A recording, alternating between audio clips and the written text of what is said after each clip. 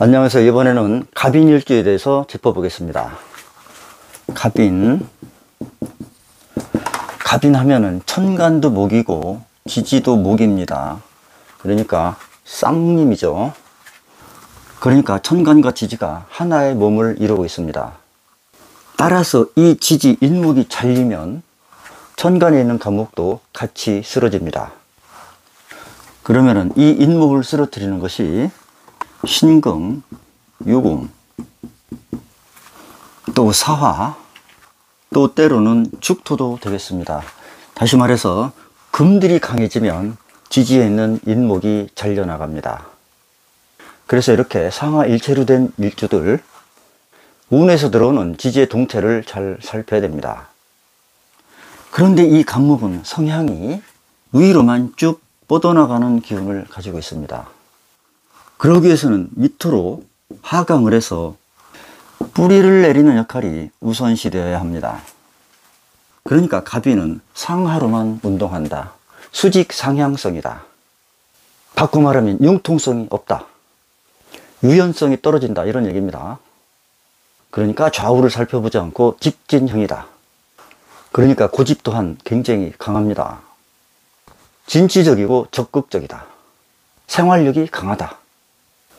그리고 추진력이 강하고 갑목이 상징하는 리더 역할이 강합니다. 일등주의자, 지극히 자기중심적이다. 그리고 이 갑목은 고귀하다는 뜻이 있습니다. 지존의 위치, 그래서 고귀하고 진지한 품격을 가지고 있습니다. 다시 말해서 웬만한 사람들과는 어울리기가 힘들다. 그래서 이렇게 강인한 성향을 누그러뜨리기 위해서는 병화를 보아야 합니다. 그러면은 갑인이라는 완고한 성격이 부드럽게 순화됩니다. 또 이 갑목도 동쪽을 뜻합니다. 인목 또한 아침에 해가 떠오르는 시간입니다. 그리고 주역 8개에서는 간방에 속합니다. 간방, 시작을 한다. 그러니까 하루를 시작하고 1년을 시작한다. 인생을 시작한다. 그러니까 아이처럼 성정이 순수하고 선량한 기질을 가지고 있습니다. 그러니까 갑목하면 인자함을 대표합니다. 그리고 인목은 호랑이죠. 호랑이처럼 용맹스럽고 민첩하고 속전속결형이다. 한 번 마음먹으면 곧바로 돌진한다. 포기하고 중단할 줄을 모른다. 그래서 융통성이 부족하고 보수적입니다. 또 인목하면 충효사상이 가득합니다. 그런데 인목은 이 시작의 기운이 강하기 때문에 교육, 연구, 설계, 기획력 이런 것은 강하지만 단점으로는 실행력이 약합니다. 그러니까 갑목이 기획하고 연구한다면 을목은 그것을 이어받아서 실행하는 역할을 합니다. 그리고 인목은 호랑이라고 그랬습니다. 신통력이 뛰어나다. 영감이 발달되어 있다. 그래서 상상력 또한 뛰어납니다. 그런데 이 인목 속에는 무, 병, 갑, 식신, 병화가 들어 있습니다. 그리고 이 병화는 인목에서 장생지에 있습니다. 뭔가를 시작하는 기운이 강합니다. 따라서 갑인일주, 아무런 준비 없이도 일을 잘 벌입니다.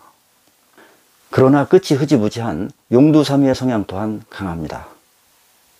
또한 이렇게 식신 병화가 장생지에 있으니까 갑목은 항상 병화를 보고 자기의 꿈을 실현하는 의지가 강합니다. 따라서 갑목이 병화를 보면 상당히 미래지향적입니다. 또 갑인 하면은 천간과 지지가 한 몸인 간여지동입니다. 거기다가 자존심이 강한 갑목으로 되어 있으니까 타인의 지배를 거부합니다. 그러니까 남의 밑에서 일하는 것이 쉽지가 않다. 또 간여지동의 대표적인 특성은 배우자 배타죠. 물론 사주 구조에 따라서 살펴봐야 되겠지만 배우자가 편안하게 들어오는 것을 어려워합니다. 그러나 남자 사주의 갑인일주라면 배우자 성이 진술충미 이렇게 되겠죠. 진토의 경우 목국토로 밀어냅니다. 술토는 인옷을 합을 해서 일지궁으로 끌어올 수 있습니다. 축토 또한 인축 암합으로 끌고 들어오는데 미토의 경우는 인목이 밖으로 뛰쳐나갑니다. 다시 말해서 배우자분이 원만하기 위해서는 이 술토와 축토를 만나면 되겠습니다. 자, 여기서 중요한 사실, 지지에 있는 인목은 인옷을 삼합운동을 합니다. 화국을 형성하면서 분산운동을 하죠. 그러면은 갑목이 자동적으로 마르게 됩니다. 자, 이 갑목이 안정적으로 자라기 위해서는 일단은 뿌리 내리는 것이 중요하다고 그랬습니다. 그러기 위해서는 기본적으로 임수가 있어줘야 합니다. 그래서 갑인일주에 가장 필요한 경우는 임수다. 그 다음에 토가 있어야 안정적으로 뿌리를 내립니다. 자, 갑목이 좋아하는 토, 기토, 갑기합을 해서 뿌리를 내립니다. 또 축토가 되겠습니다. 그런데 이렇게 뿌리가 흔들리게 되면 배우자와의 문제가 있을 뿐만 아니라 인간관계가 훼손되고 갑인의 특성인 자기 확신이 무너집니다. 그러면은 사주 예문을 들어서 분석해 보겠습니다. 신축 정유 갑인 병인 남자 사주입니다. 갑목을 사이에 두고 양쪽에서 병화, 정화, 식신상관이 포진되어 있습니다. 그런데 이 갑목은 연간에 있는 관성인 신금하고 합을 합니다. 다시 말해서 이 사주의 의함은 내가 관을 취하겠다. 그러면서 이 관이 차고 있는 축토, 재성을 일지와 인축합으로 끌고 들어옵니다. 그러니까 국가기관에서 봉급받는 일을 한다. 자, 이 사주의 좋은 점은 가을에 태어난 갑목이 병화, 정화가 있으니까 일단 조후는 해결됩니다. 그런데 이 유금이라는 살기를 해소시켜줄 수기가 없습니다. 자, 이러한 경우 성격이 상당히 조급합니다. 그런데 이 유금과 신금의 살기를 축토, 관고 속에 담긴 것을 이렇게 강력한 목기운으로 목국토로 통제를 합니다. 그러니까 이 사주는 물질을 추구하기보다는 명예를 추구하는 사주입니다. 그리고 일시에서 이렇게 목화통명을 이루고 있습니다. 목화통명, 글재주, 문필에 뛰어난다. 이 사주 한번 보겠습니다. 갑신, 갑술, 갑인, 갑술, 남자 사주입니다. 자, 이것은 적천서에 나오는 예문입니다. 경진대운에 일가족이 사망했다고 나오는 예문입니다. 천간에 갑목이 줄줄이 있고 지지에 또한 인목이 있습니다. 목이 이렇게 형성되죠.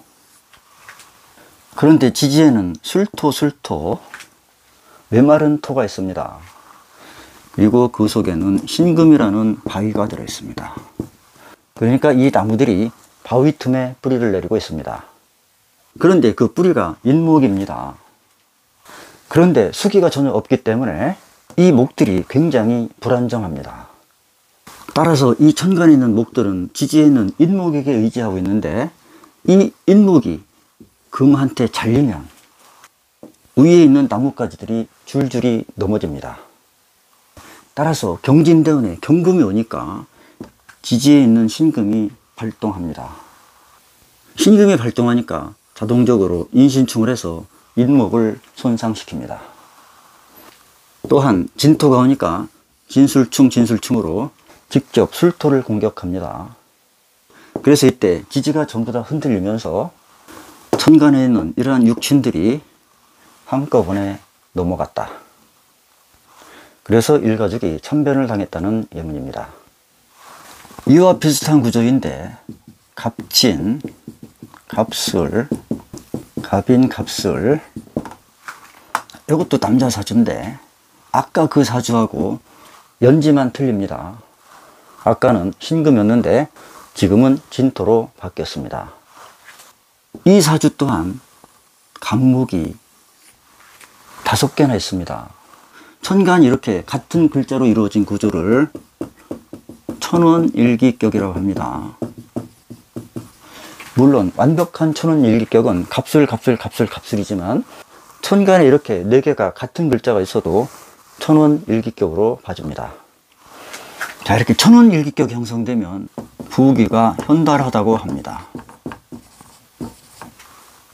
자, 이 사주에 있는 술토, 진토 전부 다 수학, 화학과 관련되어 있습니다. 따라서 이 사주 수학을 아주 잘합니다. 그리고 인목이 있으니까 기획, 설계 능력 좋습니다. 대기업에서 연구원으로 일했습니다. 그런데 이 사주 또한 수기가 부족합니다. 진토 속에 개수 조금 들어있으나 일간인 간목으로부터 멀리 있고 진술충으로 흔들리면서 불안정합니다. 그리고 간목이 꿈을 펼쳐나가기 위해서는 병화가 있어야 되는데 병화 또한 드러나지 않았습니다. 그래서 이 사람은 사회활동을 적극적으로 하지 못하고 조용히 내부에서 자기만의 일을 추구하는 것을 좋아합니다. 또한 간목이 수월에 태어났으니까 시절을 제대로 만나지 못했습니다. 거기다가 인술, 화기가 강해지면서 살성 또한 날카롭게 변합니다. 그런데 배우자궁 인목을 중심으로 양쪽에 배우자 성인 술토가 에워싸고 있습니다. 따라서 이 인목 배우자는 답답하지만 호위망이 둘러싸여서 맘대로 뛰쳐나가려 하지 않습니다. 이 사주 기묘대운이 되면서 갑기압, 또 지지에서는 묘술합, 새로운 일을 시작합니다. 어느 쪽이냐? 수많은 땅들을 다스리는 부동산업, 그리고 묘술합 또한 부동산의 물상입니다. 지지가 척박하고 수월에 태어난 간목이니까 사막 위에 있는 선인장입니다. 다행히도 대운이 갑술, 을해, 병자, 정축, 무인, 기묘, 경진, 신사, 이모 이렇게 흘러갑니다. 초년에 수기가 보충됐습니다. 그리고 모운으로 가면서 인오술 삼합, 묘술합으로 쌀쌀한 술토의 땅에 온기를 공급해 줍니다. 이제 신사대운으로 들어갔습니다. 그러면 신금이 간목들을 극을 합니다. 그런데 신금이 간목을 극하는 강도는 경금보다는 약합니다. 게다가 간목들이 줄줄이 서 있으니까 신금이 극하는 강도가 강하지가 않습니다. 신금이 오면 술토 속에 있는 신금 또한 같이 움직입니다. 같이 움직여서 진술충 작용이 일어납니다. 문제는 사대운입니다. 인술, 살기가 강한 구조에다가 사화가 가미되면서 인사천으로 살기를 증폭시켜 줍니다. 그러면은 인목이 손상될 확률이 많다. 또 화기가 강해지면서 고혈압, 당뇨에도 조심해야 됩니다. 문제는 이모대운의 오화운입니다. 자, 오화가 오면 사주 원국과 인오술 삼합을 이룹니다. 이렇게 일지궁을 포함해서 인오술, 화국을 이루면서 진토와 진술충을 합니다. 이때는 가정궁이 흔들릴 수 있다. 그래서 이렇게 살기가 많은 구조들은 마음을 차분하게 다스리고 수양하는 자세가 필요하다 하겠습니다. 어쨌든 이 사주는 지금까지 가정이 편안하고 부귀 현달하며 잘 살고 있습니다. 이상으로 갑인일주에 대해서 살펴봤습니다. 감사합니다.